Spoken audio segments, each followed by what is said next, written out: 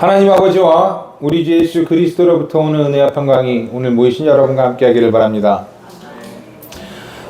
제가 청소년 시기에 읽던 책 중에 레미제라블이라는 소설이 하나 있습니다.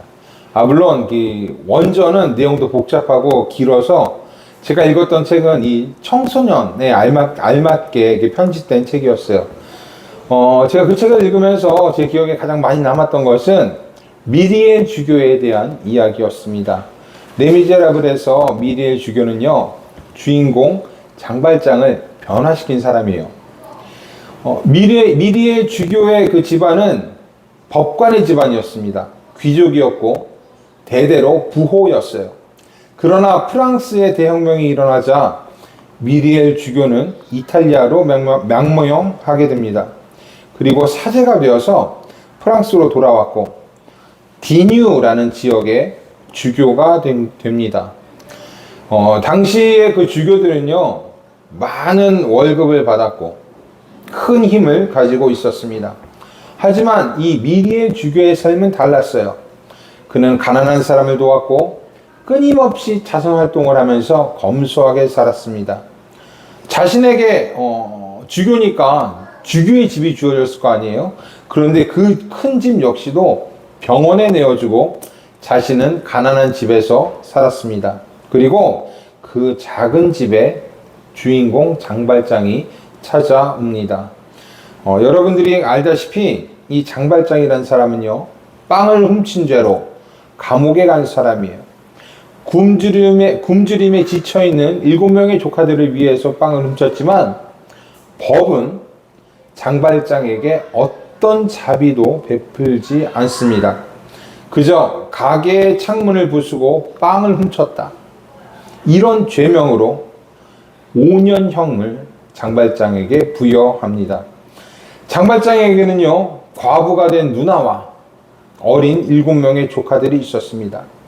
하지만 법은 그 사정을 봐주지 않았어요.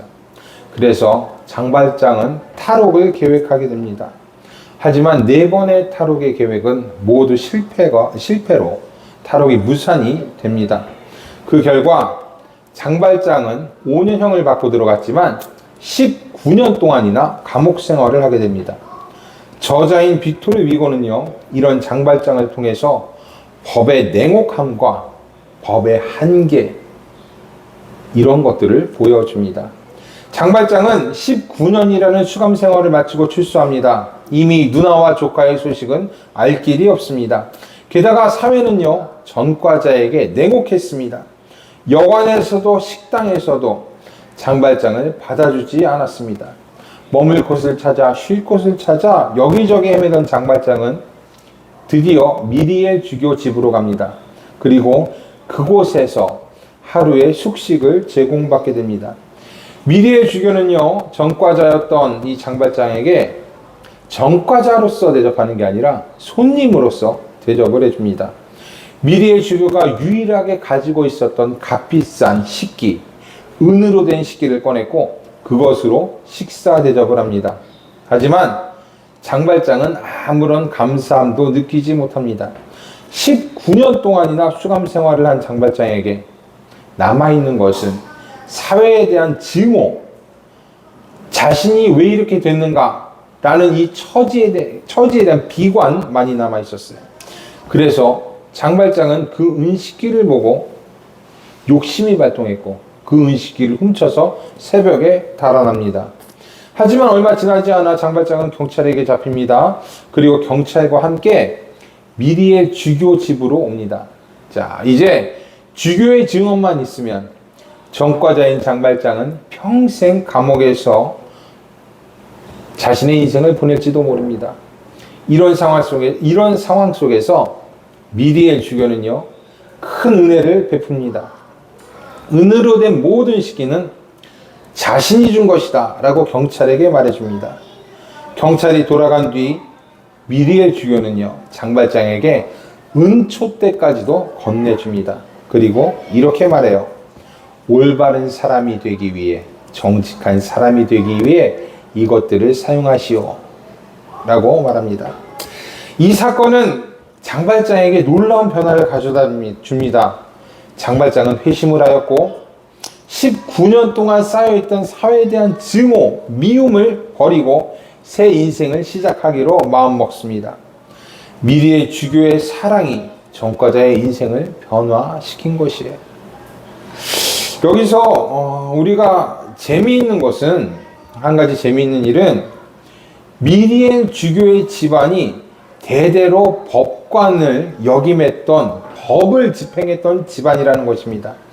법관의 아들이 법이 아닌 사랑을 가지고 은혜로 소외당하고 외면당한 사람을 구해준 것이에요. 참으로 아이러니한 일이 아닐 수 없어요. 그리고 오늘 우리가 읽은 복음서도 이와 비슷한 일을 말해주고 있습니다. 십계명은 하나님으로부터 나온 법이에요. 하지만 하나님의 아들은, 예수님은 이 법이 아닌 사랑으로 소외된 사람을 구해줍니다. 예수님의 시대에는 소위 안식일법이라는 것이 있었습니다. 이 법은요, 안식일을 거룩히 지키라 라는 십계명을 따르는 법이었어요. 원래 이 안식일법은 사람들의 휴식을 위해서 주어진 법이었습니다. 하지만 시간이 흐르고 이 십계명, 법, 이게 강조되면서 사람들은 이 법이 가지고 있는 의미를 점점 더 잊어갔습니다. 그리고 이 법을 지키는 데만 최선을 다했어요. 이를 환영하고 강조했던 사람들이 바로 예수님을 식사 자리에 초대한 바리새인들, 율법학자들이었습니다. 그들은 안식일을 지키기 위해서 39가지의 행동을 금지시켰습니다. 이것은 미시나라는 책에서 나온 것인데, 미시나는요, 랍비들에 의해서 말로 이어져 내려온, 그러니까 구전이죠. 그 가르침을 모두 엮어서 만든 책을 미시나라고 합니다. 모두 율법에 관련된 것이고, 율법의 적용, 율법을 어떻게 우리 생활에 적용할까에 관한 것이었습니다. 미시나는 총 6개의 책으로 나눠져 있는데, 그 중에 두 번째 책인 이 모에드, 보이시는 모에드 라는 책에 안식일에 관한 율법이 기록되어 있는데, 여기를 보면요, 이 금지사항이 39가지나 됩니다. 이거 해서는 안 돼, 저거 해서는 안 돼. 계속해서 이 39가지의 금지사항이 적혀져 있어요. 그리고 이 금지사항이 말하는 건요, 평일에 하는 일이 안식일까지 이어져서는 안 된다라는 것입니다. 뭐 예를 들면은 씨 뿌리기, 물 주기, 추수하기, 이런 일 해서는 안 된다. 음식을 해서도 안 되고, 세탁을 해서도 안 되고, 망치질, 무드질을 해서도 안 된다. 심지어 글자를 2글자 이상 쓰는 것도 안 된다라고 쓰여져 있어요. 그러니까 여러분들이 교회에 와서 이렇게 헌금봉투에 이름 쓰면은 큰일 나요. 여러분 이 이름 세자잖아요. 2글자 이상 쓰면 안 됩니다. 그 박연 집사님 갑자기 일이 생겼어. 저녁에 가서 무드질 막 하면 큰일 나요. 안식일법을 어기는 겁니다. 어떻게 보면요, 일반적인 상식하고 좀 거리가 있는 거예요. 하지만 사람들은요, 이 미시나를 적극 따랐습니다.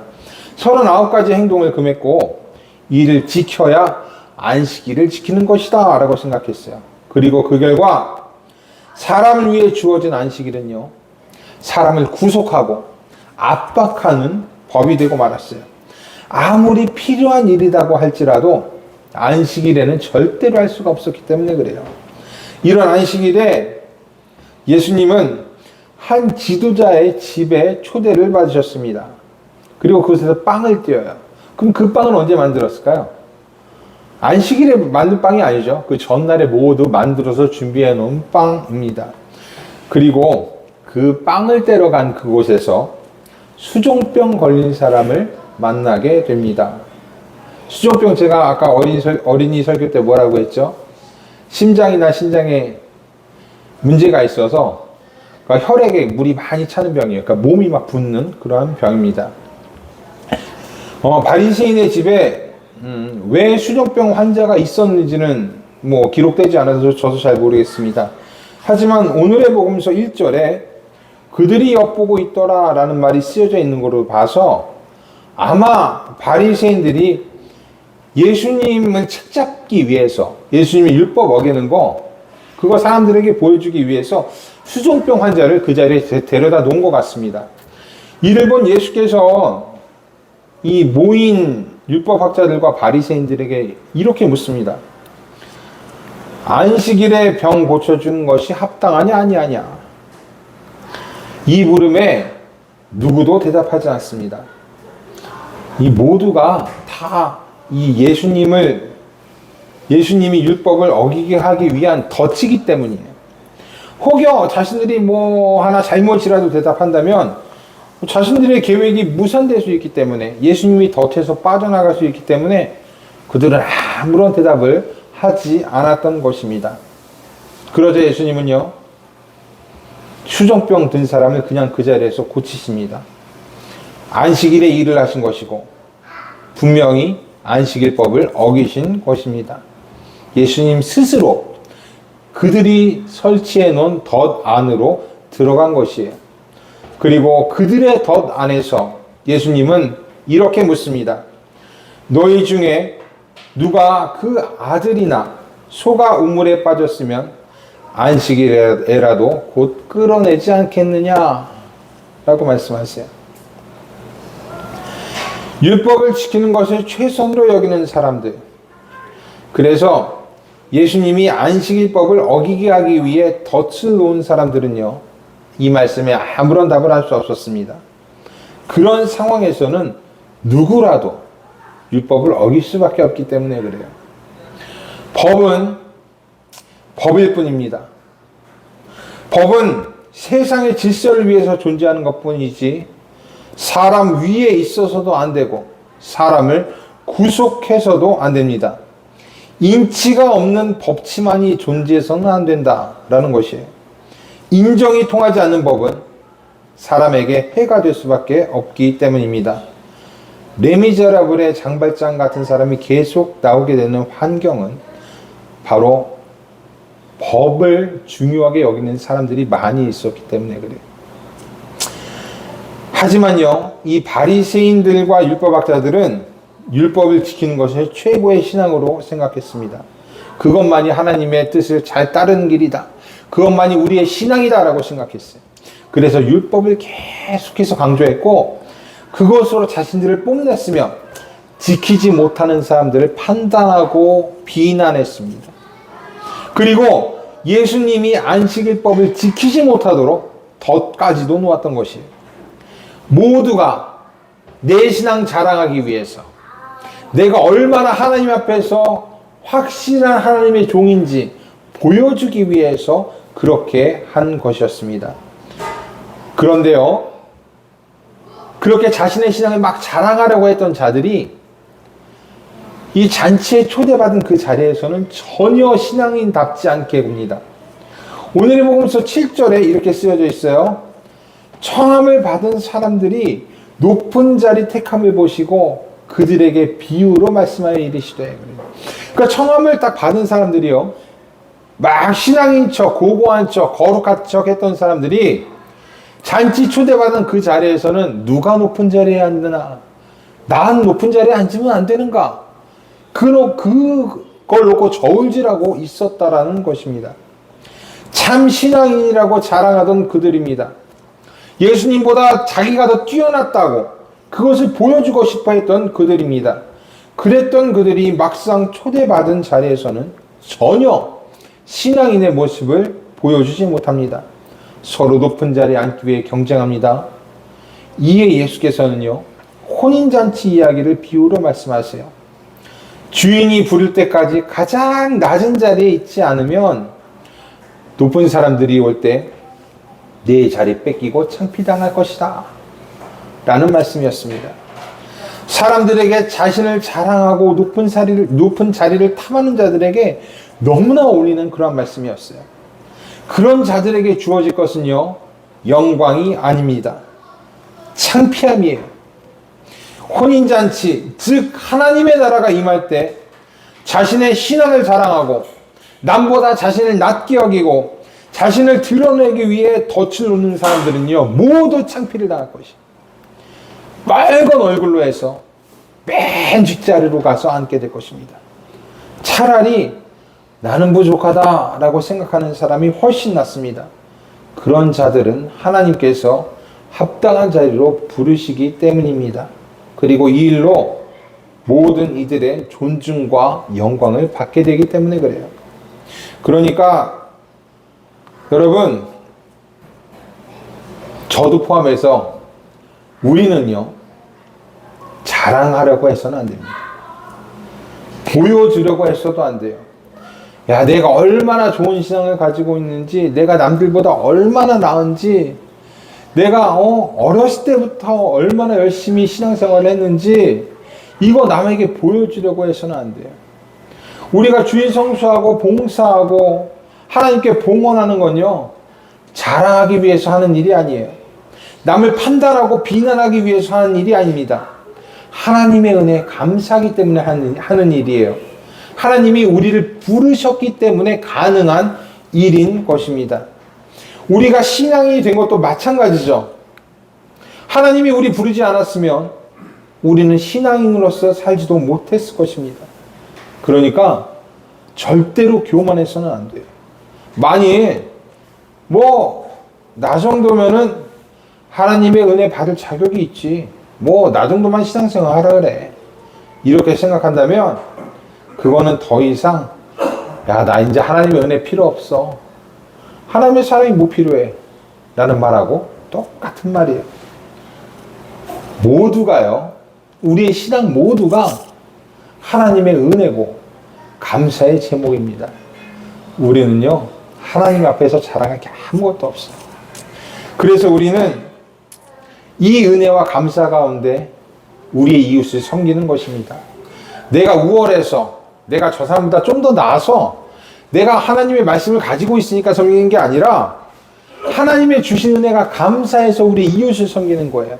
하나님의 부르심에 감사해서 이웃을 사랑하는 겁니다. 예수님의 말씀대로 우리가 우리에게 갚을 수 없는 사람을 돕는 것은 우리 역시도 하나님께 아무것도 갚지 못하기 때문입니다. 오직 나는 감추어지고 하나님의 은혜만 드러나는 것, 이것이 우리에게 가품이 될 것이고 우리를 높은 자리로 이끌어갈 것이에요.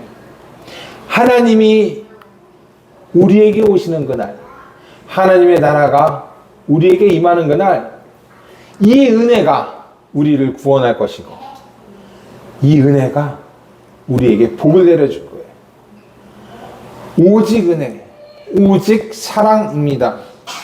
이 은혜와 사랑이 우리에게 복이 된다는 거 잊지 않으시길 바라요. 예수님도 이 은혜와 사랑으로 안식일에 병든 사람 고쳤어요.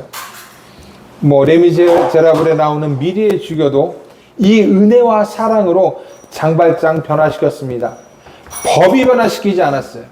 은혜와 사랑이 변화시켰습니다. 하나님의 나라가 우리에게 임하는 그날, 모든 율법과 자랑은 사라질 것이에요. 그리고 은혜와 사랑만이 남게 될 것입니다. 이 은혜와 사랑 가운데 늘 거하시는 여러분들이 되기를 바랍니다. 그리고 우리의 이웃을 은혜와 사랑으로 대하는 여러분들이 되기를 축복합니다. 모든 지각에 뛰어난 하나님의 평강이 그리스도 예수 안에서 여러분의 생각과 마음을 지키시기를 원합니다. 기도하겠습니다.